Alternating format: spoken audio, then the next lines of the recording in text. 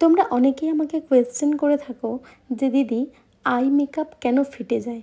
মানে এই যে তোমরা হাফ কাট ক্রিজ আই করো কিংবা ফুল কাট ক্রিজ আই করো কিংবা কোনো ব্লেন্ডিং আই করো, অনেক সময় ক্র্যাক হয়ে যায় আই মেকআপটা। তো সেটার মেন কারণ কি সেটা নিয়ে আজকে চলে এসেছি তোমাদের কাছে। নমস্কার, আমি পূজাতুং পাত্র, অ্যাজ আ মেকআপ আর্টিস্ট চলে এসেছি আরও একটা সলিউশন নিয়ে। তো এখানে আজকে আমি একটা তোমাদের বোঝানোর জন্য half cut crease eye makeup create করছি, যেটা কিনা পার্পল, ইয়েলো কালার এবং পিঙ্ক কালারের ওপর একটা আউটপুট নিয়ে। সো দেখো এখানে আমরা পার্পল কালারটা ভালো করে অ্যাপ্লাই করেছি এবং ইয়েলো কালারটা তার সঙ্গে ভালো করে ব্লেন্ড করেছি।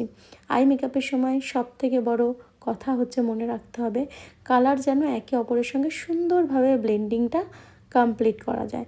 তারপরে আমরা দেখো এখানে কনসিলার নিয়ে হাফ কেটে নিচ্ছি। সব থেকে মেন পয়েন্ট যেটা তোমাদের মনে রাখতে হবে, ব্লেন্ডিং। একটা স্মল বিউটি ব্লেন্ডার নিয়ে সেটাকে আমাদেরকে ভালো করে ব্লেন্ড করতে হবে। কনসিলার যেন কোথাও বেশি কোথাও কম না থাকে, আমরা সেটাকে ভালো করে ব্লেন্ড করব এবং সেম কালার একটা আইশ্যাডো প্যালেট থেকে নিয়ে আমরা সেটাকে ভালো করে সেই পাউডার আইশ্যাডোটা দিয়ে ভালো করে ব্লেন্ড করে নেব। দেন তার ওপরে আমরা কালার অ্যাপ্লাই করব। তাহলে কি হবে, জিনিসটা ক্র্যাক হবে না।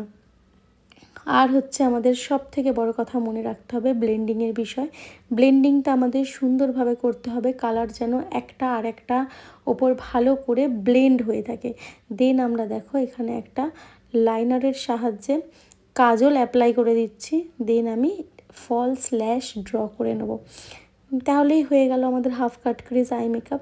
সো এই ট্রিক্সটা যদি তোমরা ফলো করো, আই মেকআপ তোমাদের কখনোই ফেটে যাবে না বা ক্র্যাক হয়ে যাবে না। সো আজকের ভিডিও এখানেই ছিল। তোমাদের কোনো কিছু প্রবলেম থাকলে অবশ্যই আমাকে কমেন্ট বক্সে কমেন্ট করতে পারো।